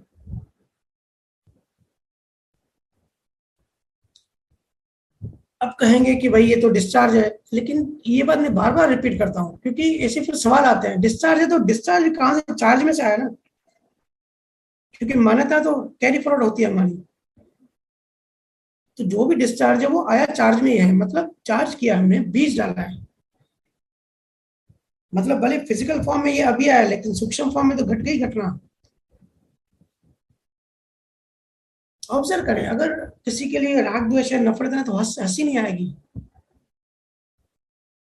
मुक्त अनुभव नहीं करोगे। मुक्त इंसान पेट फाड़ के हंसता है, और मुक्त इंसान ही जोर जोर से हंस सकता है।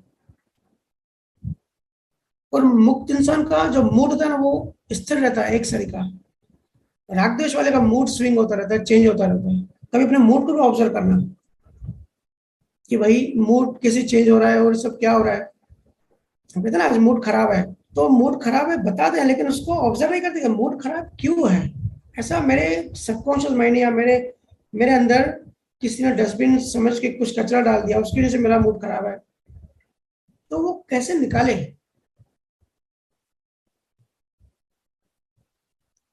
ज्ञान को यूज करके उसको निकालना है। जीसस ने भी कहा है, अगर बड़ा बनना है, ज्ञानी बनना है, तो बच्चे की तरह बनना पड़ेगा। बच्चे की तरह बनना पड़ेगा मतलब बच्चे जैसा निर्दोष, मासूम।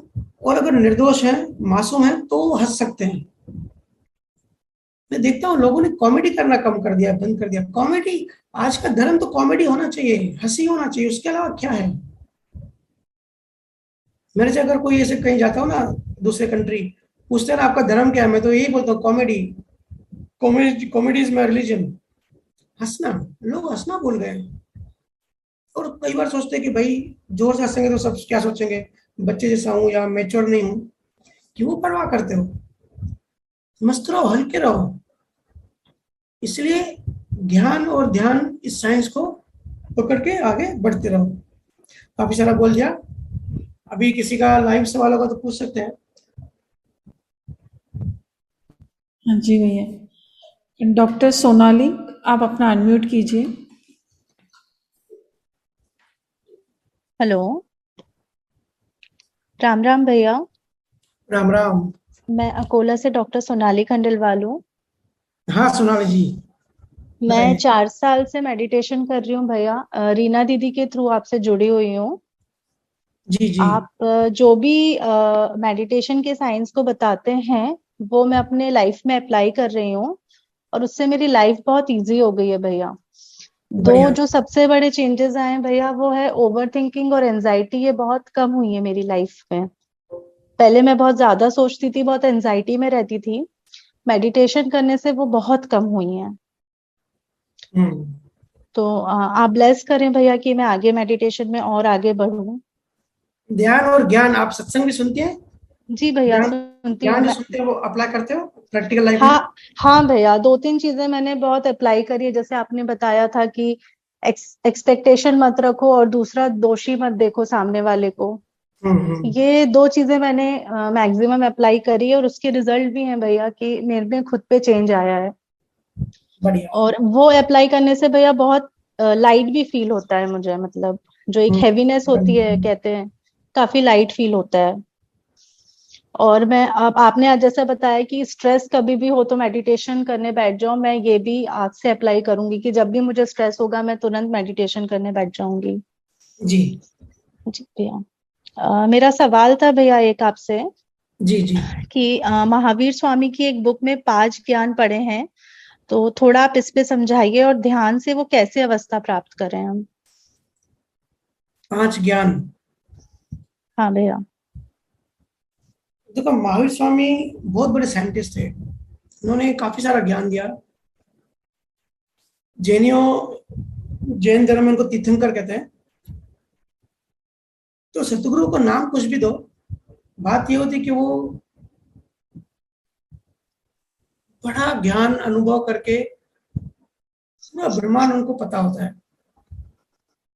उसमें से उस टाइम के जीवों के लिए क्या जरूरी है जिससे वो भी मोक्ष में आगे बढ़े, वो वो देते हैं। महावीर स्वामी ने जो 5 ज्ञान दिए, ऐसे वो 10 दिए, पर 5, उसको कहते हैं 5 ज्ञान और 5 अज्ञान। तो 5 ज्ञान जो दिए, मैं फटाफट से बोलते जाता हूँ। पहला श्रुति ज्ञान। श्रुति ज्ञान मतलब जो हम सुनते हैं, जो भी हम ज्ञान को सुनते हैं उसको कहते हैं श्रुति ज्ञान। दूसरा है मति ज्ञान। श्रुति ज्ञान मतलब जो हम सुना है, जो हमने, वो हम कितना अपने अंदर डाइजेस्ट करते हैं, कितना उस पर रिसर्च करते हैं, एनालिसिस, जो भी हम सबने चर्चा की सत्संग की शुरुआत में। तो जितना ज्ञान अनुभव बनते जाता है, उसको कहते हैं मति ज्ञान। तीसरा ज्ञान दिया उन्होंने, अवधि ज्ञान। अवधि ज्ञान ये होता है कि जैसे मति ज्ञान हमने, श्रुति ज्ञान हमने कानों से सुना, मति ज्ञान हमने मन से उसको एनालाइसिस करके समझा। अवधि ज्ञान होता है जो हमारी ये 5 इंद्रियां है ना, कान, आंख, नाक, ये सब तो स्थूल इंद्रियां हैं, लेकिन इन इंद्रियों के अंदर सूक्ष्म इंद्रियां होती हैं। है ना। तो उन इंद्रियों से जो हमको ज्ञान मिलता है, कभी कभी चीजों का आभास होता है, बहुत सारी चीजों का, तो उससे जो ज्ञान मिलता है उसको कहा है अवधि ज्ञान। और अभी इसमें बहुत सारी सिद्धियां आ जाती हैं। तो इसमें जिन्होंने एक सिद्धि मानी है कि अवधि मतलब डिस्टेंस। अब डिस्टेंस में थोड़े से डिस्टेंस समझो, फॉर एग्जांपल 10 किलोमीटर दूर क्या हो रहा है, वो ज्ञानी को उसका ज्ञान हो जाता है, पता पड़ जाता है, तो वो कहते हैं अवधि ज्ञान। पर मेरे मानना ऐसा है कि अवधि ज्ञान का मतलब पांचों इंद्रियों से, सूक्ष्म इंद्रियों से, जो कि अभी हमने चर्चा करी कि सिद्धियां भी होती हैं, तो पांचों इंद्रियों के अंदर सूक्ष्म इंद्रियां हैं, उनसे जो भी ज्ञान उनको होता है उसको कहते हैं अवधि ज्ञान। चौथा है मन परिहा। मन परिहा मतलब मन से बाहर। अब ये स्टेप बाय स्टेप है, ये तो महावीर स्वामी ने ज्ञान दिया, लेकिन देखा जाए तो ये ज्ञान में आगे बढ़ने के लिए स्टेप्स भी हैं। कि शुरुआत होती है श्रुत ज्ञान से, हम कुछ सुनते हैं, फिर उसको एनालिसिस करते हैं, मति ज्ञान। फिर जब वो ज्ञान हम डेवलप हो जाते हैं तो थोड़े से सिद्धि आते हैं, तो चीजें पता पड़ती है, अवधि ज्ञान। फिर ये सब जब और गहरा और डीप होता है तो मन परिहा मतलब मन से बाहर, मन के बाहर का ज्ञान। अब हम तो कभी मन के बाहर गए ही नहीं, आउट ऑफ बॉक्स गए ही नहीं, तो मन के बाहर क्या ज्ञान होता है हमको पता ही नहीं है, सिर्फ सुनी सुनाई बातें होती हैं। लेकिन मन के बाहर की जो चीजें होती हैं, जब उसका ज्ञान होता है उसको महावीर स्वामी ने कहा है मन परिहा ज्ञान।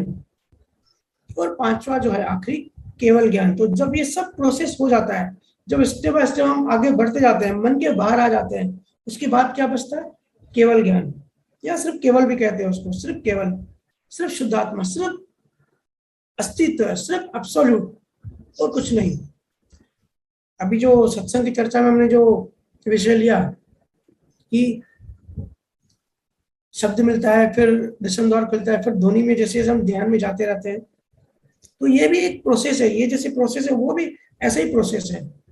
फिर जब ध्वनि में जब हम मर्ज होते हैं, जब लीन होते हैं, तब वो उस टाइम हमारा जो जड़ है वो खत्म होता जाता है और चेतनता बढ़ती जाती है, अवेयरनेस बढ़ती जाती है। तो जब ये अवेयरनेस 100% हो जाती है और जड़ 0% हो जाता है, तब बिल्कुल शून्य होता है, तब ध्वनि भी बंद हो जाती है, तब कुछ नहीं बचता, शरीर का बांध खत्म हो जाता है, विचार और ये सारे इमोशंस, मन का कचरा, ये सब भी खत्म हो जाता है, कुछ नहीं बचता, शून्य अवस्था बचती है, सिर्फ होश बचता है, अवेयरनेस। तो वो अवस्था जो है वही, उसी को केवल ज्ञान का है महावीर स्वामी ने, जो कि पांचवा प्रोसेस है। तो ये सब जो है, दूसरा क्वेश्चन आपने कहा कि ये सब ध्यान, तो बिल्कुल ये सब ध्यान से ही आते हैं। ये जो पांच इसका अगर स्टेप बाय स्टेप एक एक अगर आप डिटेल में जाएंगे ना, अभी टाइम नहीं, मैं डिटेल में नहीं जा रहा हूँ, तो यही समझ में आएगा कि धीरे धीरे ये चीजें हमारे अंदर जा रही हैं। क्योंकि शुरुआत होती है श्रुति से, सुनने से, वो शुरुआत है, उसके बाद ज्ञान हमारे अंदर जा रहा है, चीजें ट्रेवल कर रही हैं। तो अंदर जाने का मतलब क्या होता है, अंदर कैसे जाएगा, प्रोसेसिंग कैसे होगी। तो ये 5 स्टेप्स हैं केवल ज्ञान तक पहुंचने के लिए। इसको हासिल करने के लिए रियल पुरुषार्थ करना पड़ेगा। रियल पुरुषार्थ वही होता है, जैसे आपने कहा कि कोई दोषी नहीं है, किसी को दोषी नहीं देखना है, रियल पुरुषार्थ। जागृति का मतलब होता है कि खुद के दोष देखना। जो जागृत इंसान होता है ना, वो खुद के दोष देखता है। और आप कबीर साहब की या किसी भी संत की अगर साखी उठाकर पढ़ेंगे, तो वो आखिर में ये कहते ही हैं कि मुझे दूसरों में दोष दिख ही नहीं रहा है, मुझे तो खुद में दोष दिख रहा है। हर संत ने कहा है। तो ये सब जो है 5 ज्ञान, धीरे धीरे हम सबको पुरुषार्थ यही होना चाहिए कि स्टेप बाय स्टेप हम भी उस शून्यावस्था तक पहुंचे, अपने मन से बाहर आ जाए। असली बात तो यही होती है कि ईगो से बाहर आ जाए, या ईगो को तोड़ दें, या उसको गला दें और उससे बाहर आ जाए। तो क्या करना है, किसी भी चीज में कर्तापन नहीं करना है, मालिकीपन नहीं करना है। इसलिए और जो आप कर रहे हो ध्यान सिमरन, वो कंटिन्यू करते रहना है। जी भैया।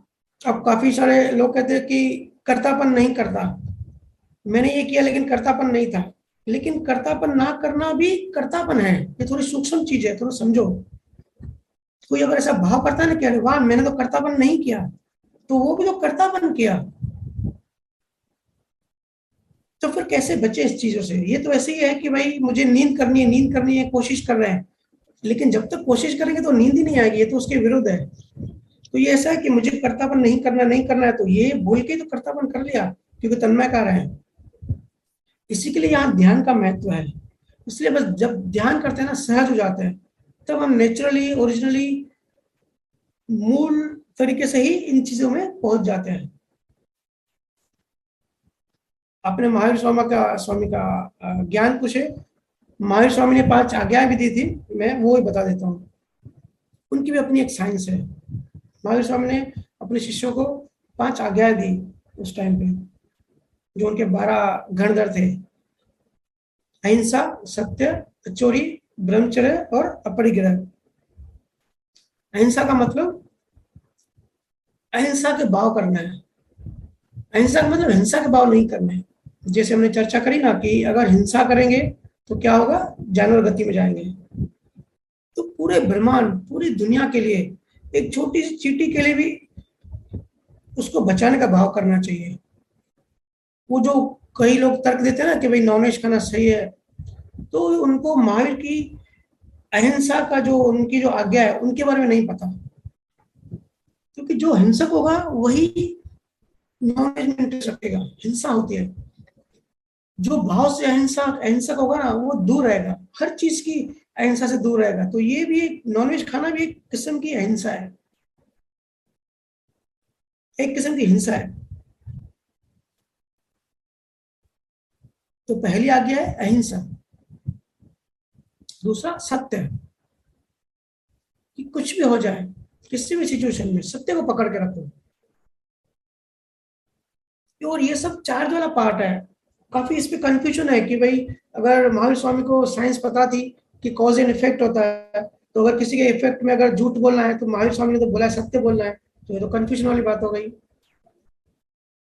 लेकिन सतगुरु जो भी देते हैं, डिस्चार्ज भी होता है और चार्ज भी होता है। और ये जो अहिंसा, सत्य, चोरी, ब्रह्मचर्य और अपरिग्रह दिया है, ये फोकस करना है चार्ज वाले पार्ट पर। तो डिस्चार्ज में तो कंट्रोल ही नहीं है हमारा। जो प्रारब्ध कर्म है उसको हम थोड़ी बदल सकते हैं। तो भाव ऐसा, कहने का मतलब भाव ऐसा करना है कि हमेशा सत्य बोलूं, किसी की हिंसा ना करूं और हमेशा सत्य बोलूं। झूठ बोलने का भाव बिल्कुल नहीं करना है। चोरी, कोई भी चीज, ये चोरी मतलब हम समझते हैं कि भाई चीजों की चोरी, चीजों की नहीं, विचारों की भी चोरी होती है। ऐसा भाव होता है कि भाई किसी के आइडिया को भी मैं चोरी कर लूं। चोरी का मतलब होता है दूसरा जो मालिक है उसको हम अपना मालिक, हम मालिक बनाए उस चीज के लिए। तो अचोरी का सिंपल मीनिंग होता है कि ऐसा भाव कि भाई किसी की भी कोई भी चीज हम ना उठाएं या ना लें। वो चीज हो गई, सिचुएशन हो गई, आइडिया हो गई, विचार हो गए, बातें हो गए, सब कुछ हो गया। ब्रह्मचर्य, ब्रह्मचर्य का मतलब चार्ज वाले पार्ट में हमको बिल्कुल ब्रह्मचर्य पालना है। ब्रह्मचर्य का मतलब ये नहीं है कि बाहर का जीवन हमको सन्यासी बन जाना है। तो बहुत लोग सन्यासी बन गए जिनको इस साइंस का पता नहीं है कि भाई शादी नहीं करनी है और ब्रह्मचर्य पालन करना है। ठीक है, संजोग में होगा तो होगा, लेकिन ये ब्रह्मचर्य भाव में रहना है, अंदर से रहना है। और 5वां अपरिग्रह। अपरिग्रह का मतलब होता है कुछ भी सेव नहीं करना, कुछ भी जमा करने की, क्योंकि कुदरत का नियम ऐसा नहीं होता कि कोई चीज भी जमा करके रखे। सिर्फ इंसान जमा करते हैं, बाकी कुदरत की कोई चीज जमा नहीं करती। कोई भी चीज जो भी नेचुरल है वो जमा नहीं होता। हम इंसान अननेचुरल हो गए, इसके लिए चीजों को इकट्ठा करते हैं। पैसा इकट्ठा करो, गाड़ियां इकट्ठा करो, जितना भी मटेरियलिस्टिक है सब इकट्ठा करो। तो अपरिग्रह का होता है मतलब होता है कि इकट्ठा नहीं करना है। अब मेरे ख्याल से मैंने इससे पहले भी, जब मुझे अच्छा याद आ गया, इससे पहले भी एक बार अपरिग्रह के बारे में बताया था। तो उसके बाद कुछ सवाल आए थे कि भैया आप कहते हो कुछ भी सेव मत करो, लेकिन पैसा तो सेव करना पड़ेगा, बच्चों की फीस भरनी है और फ्यूचर के लिए। तो भाई थोड़ा सा डीप समझो, थोड़ा सा साइंस समझो। ये नहीं कह रहे कि भाई आप बच्चों की फीस मत भरो या कोई चीज आप जमा मत करो। पहली बात तो अंदर से कुछ भी जमा करने का वासना नहीं करनी है। बाहर से अगर सहज रूप से जो आपको लगता है कि ये रखना है, तो कर्म सत्ता आपको रखवाएगी कैसे भी, आप चाहो या ना चाहो, लेकिन अंदर में भाव ऐसा करो। दूसरी बात, जो आप कहते हैं ना कि भाई फ्यूचर का नहीं सोचे, हमारे बच्चों के लिए नहीं सोचे, कल का नहीं सोचे, तो एक बात बड़े ध्यान से समझो। हम जब ड्राइविंग करते हैं ना, मैं खास करके, ऐसे तो पूरा दिन ऑब्जर्वेशन में चलता है, लेकिन खास करके जब मैं ड्राइविंग करता हूँ ना, उस टाइम क्या होता है, मोबाइल भी नहीं उठाता हूँ और अकेला होता हूँ, तो बड़ा मजा आता है, बड़ा ध्यान से ऑब्जर्वेशन होते हैं चीजों को। और ड्राइविंग बहुत बहुत रिलेटेड है स्पिरिचुअलिज्म से। तो ड्राइविंग में हम क्या करते हैं, जो हमारे सामने जो ट्रैफिक होता है 200 मीटर 300 मीटर, हम उस पर फोकस करते हैं कि भाई आगे वाली गाड़ी हमारी स्लो चल रही है तो हम भी स्लो चलेंगे। हम 10 किलोमीटर आगे का नहीं सोचते कि भाई 10 किलोमीटर कितना ट्रैफिक है या 10 किलोमीटर गाड़ियां कितनी स्पीड से चल रही है। हम जो सामने दिखता है, जहां तक हमारे हमारी नजर जाती है कि रास्ता कितना बड़ा है, राइट साइड बाइक चल रही है, लेफ्ट साइड गाड़ी चल रही है, ट्रक चल रही है, तो हम अकॉर्डिंगली एडजस्ट करते हैं। तो बहुत कुछ सीखने को मिलता है कि लाइफ में एडजस्ट करके चलना चाहिए, इतना फ्यूचर नहीं देखना चाहिए 10 किलोमीटर आगे क्या हो रहा है, हमारा कंसर्न ही नहीं है। हम प्रेजेंट में जो गाड़ी चला रहे हैं, हमको अच्छे से गाड़ी चलाना है, तो प्रेजेंट में ही रहना है। तो जहां तक दिखता है, आप जो बोलते हैं ना कल का नहीं सोचे, तो जहां तक दिखता है वो आपका प्रेजेंट ही है। आप जो नहीं दिख रहा है 5 साल बाद 10 साल बाद, वो आप उसके बारे में सोच रहे हो। 20 साल बाद हमारा बच्चा बड़ा होगा, उसके लिए दुकान लूं, तो ये अज्ञान है, ये परिग्रह है, इसको इकट्ठा करना बोलते हैं। तो इससे क्या होगा, इससे एक्सीडेंट होगा। हमारे आगे कौन सी गाड़ी चल रही है, हमारा ध्यान उस पर नहीं है, 10 किलोमीटर आगे जो ट्रैफिक है हमारा उस पर ध्यान है, तो नेचुरली एक्सीडेंट होगा। इसके लिए जो सामने हम, जो हमारे विजन में आता है, प्रेजेंट टेंस किसको कहते हैं, मैं किसको कहता हूँ प्रेजेंट टेंस, जो हमारे विजन में आता है, जो हमको दिखता है कि भाई अभी जून मंथ है तो जुलाई में बच्चे की फीस भरनी है, तो उसकी फीस तो सेव करोगे ना, वो कल की बात नहीं है, वो आज की ही बात है। तो चीजों को डिफ्रेंशिएट करना सीखो। सूक्ष्म बातें हैं, स्पिरिचुअलिज्म बहुत सूक्ष्म है, लेकिन जितना हम सीखते जाएंगे, समझते जाएंगे, उतना हम मुक्त फील करेंगे और आनंदमय जीवन बिता पाएंगे।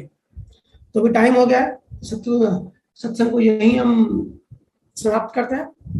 जी भैया। आप सबका बहुत बहुत धन्यवाद। जो क्वेश्चन रहेंगे नेक्स्ट वीक लेंगे। धन्यवाद भैया। सब मस्त रहें, खुश रहें, आनंद रहें और आगे बढ़ते रहें। सभी को राम राम। राम राम।